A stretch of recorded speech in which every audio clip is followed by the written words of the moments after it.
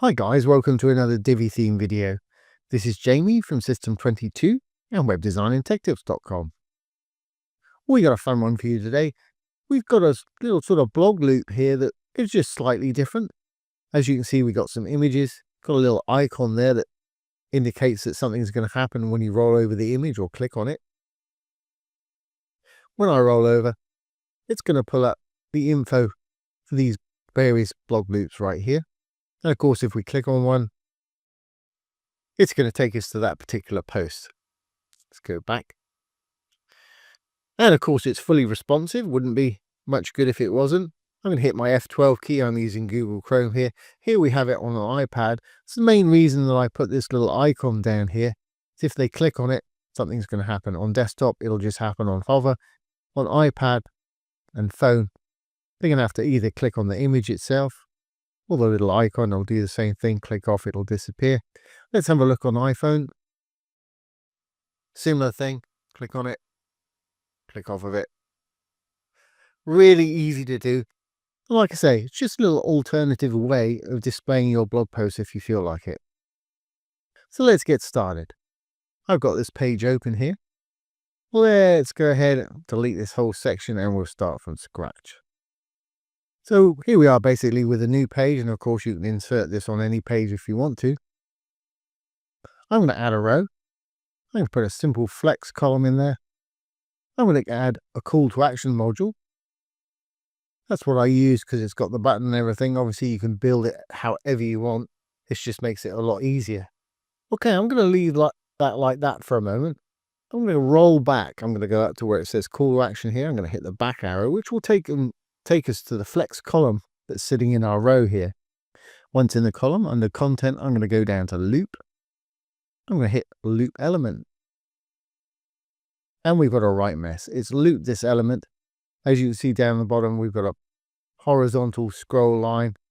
Not really going to work for me that way, but that's a really easy fix.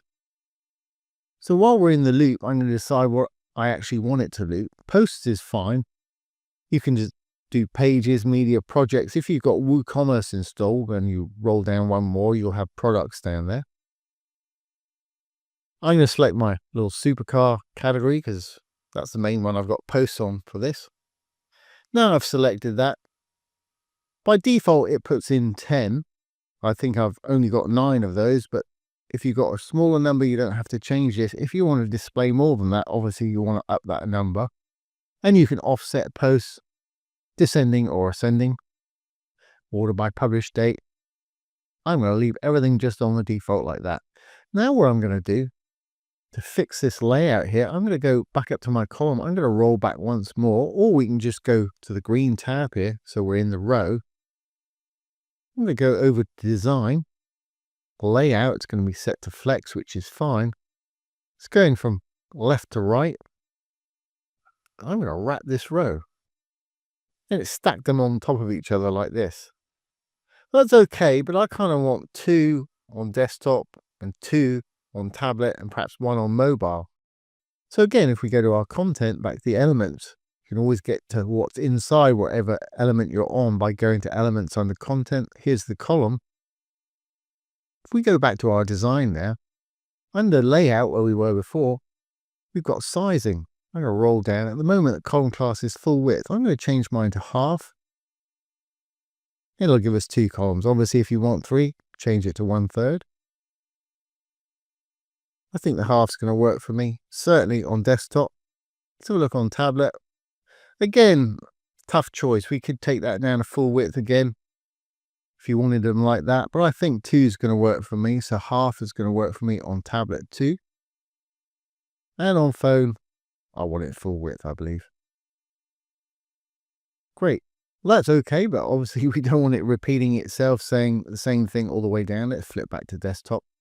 So now that we've got it looped, I can go into any one of these call to actions and decide what I want the title, the content, and the button when we add one to do. So we're in a call to action. Let's go back to our content, down to text.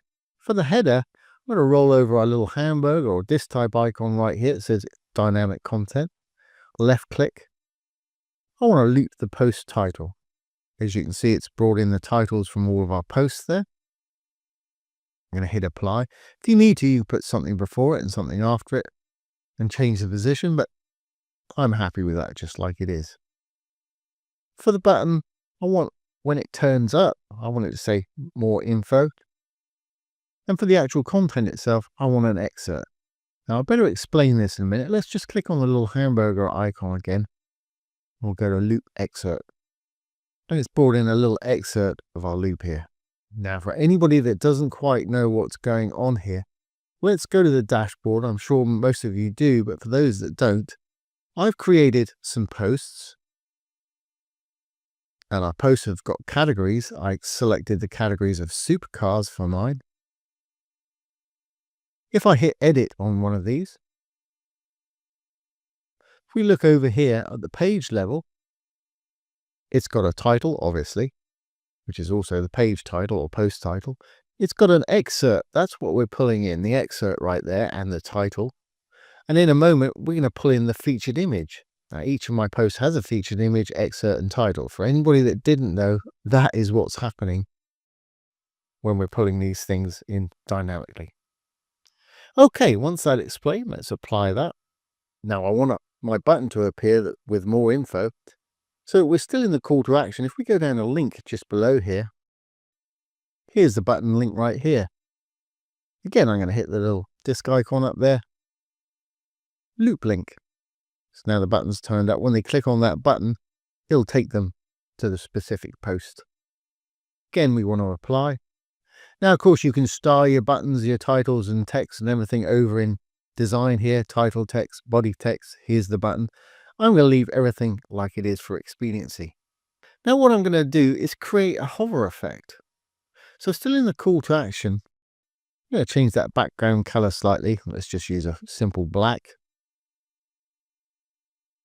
I'm going to take the opacity down a little bit, which will make it a sort of gray. But as you saw earlier, I just want to see an image at first.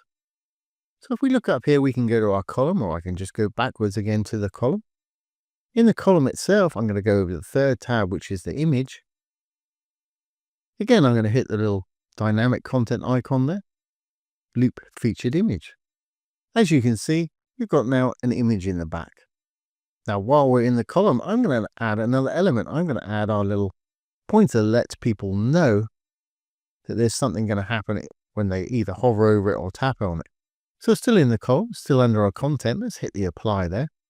I'm going to go to elements again. I'm going to add a new element. I'm going to add an icon. I'm going to go into the icon itself. Choose the icon that we want. I'm going to use a pointer.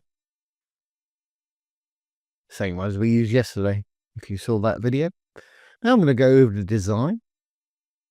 Style it the color I want. Let's make it white. And we'll give it a bit of a background. I want to make it a lot smaller than that. Let's perhaps make it 15 pixels. As you can see, that's a lot smaller. I'm going to give it a background.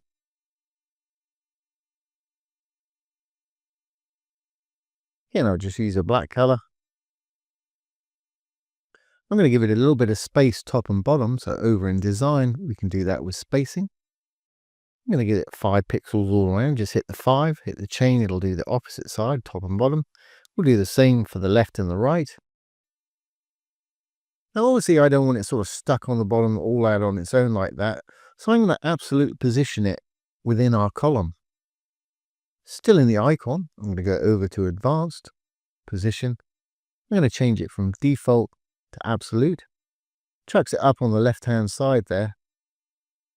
I want mine in the middle on the bottom.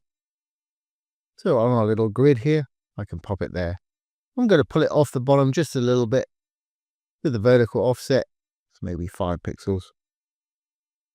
Obviously do what works for you. Great, well I'm going to click on my call to action again. You can click on any of these. I want to get rid of our little gap at the bottom there because we've got slightly different text amounts here. So I'm going to go over to design and down to sizing. Right next to size, we can stretch it. So I'm going to hit grow to fill. Perfect.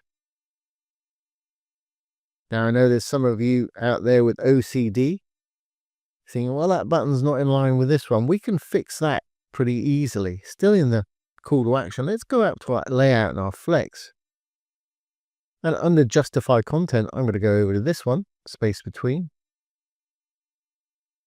Now that button's lined up perfectly. Great, so we're getting there. But of course, initially, I just want to see the little icon and the image. We don't want to see the blog text at all. Really easy. I'm going to close down layout. I'm going to roll down to filters down here. We're still in our call to action. I'll roll down until I find opacity.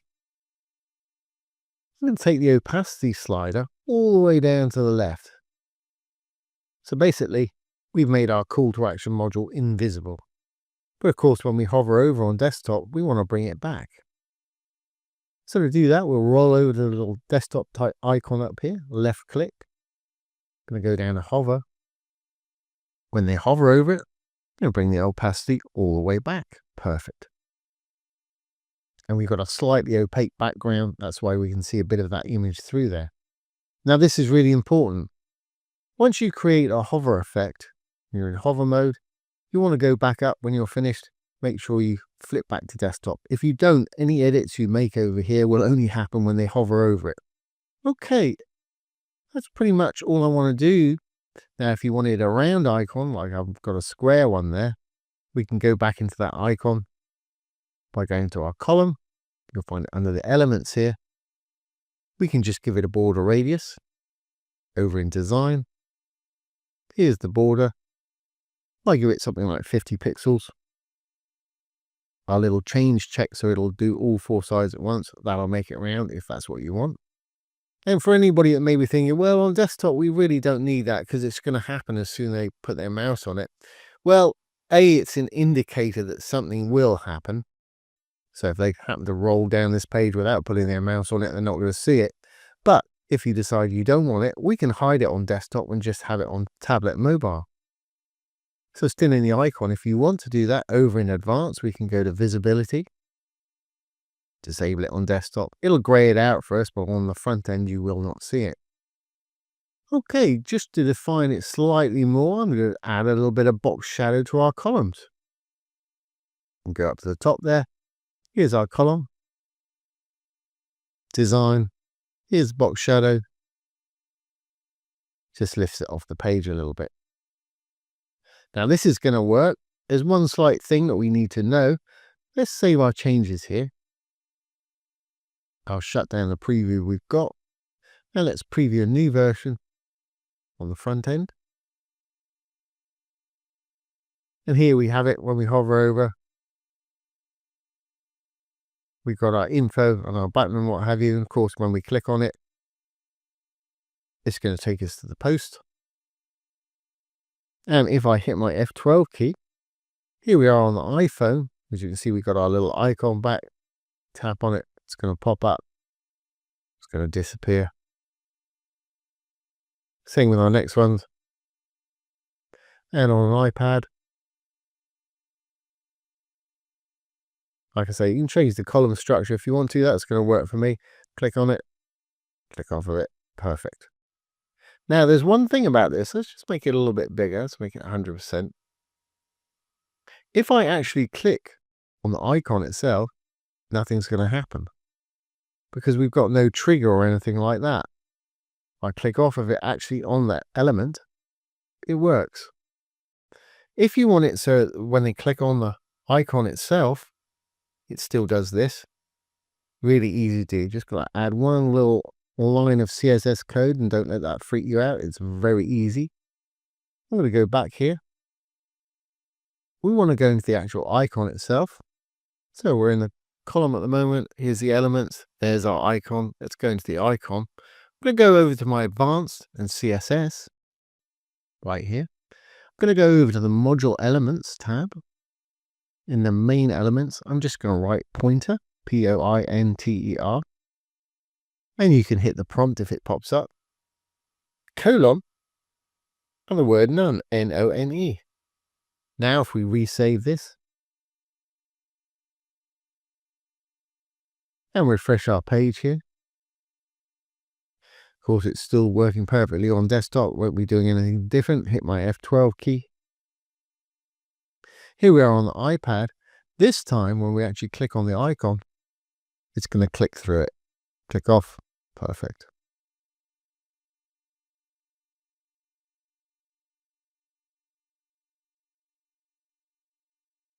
And that is doing everything that I want it to do. So there you go, guys. There's a little alternate way of displaying your little blog posts using a hover effect. Nice little interactive feature to have on your website. So I hope you've enjoyed this today and found it useful. If you have, please give it a thumbs up, ring the bell, comment, share, and subscribe to our YouTube channel. Don't forget, if you have any questions, pop them down below the video. I'll do my best to answer them, or make a little demo video just like this one. Once again, this has been Jamie from System22 and webdesignandtechtips.com. Thanks for watching. Have a great day.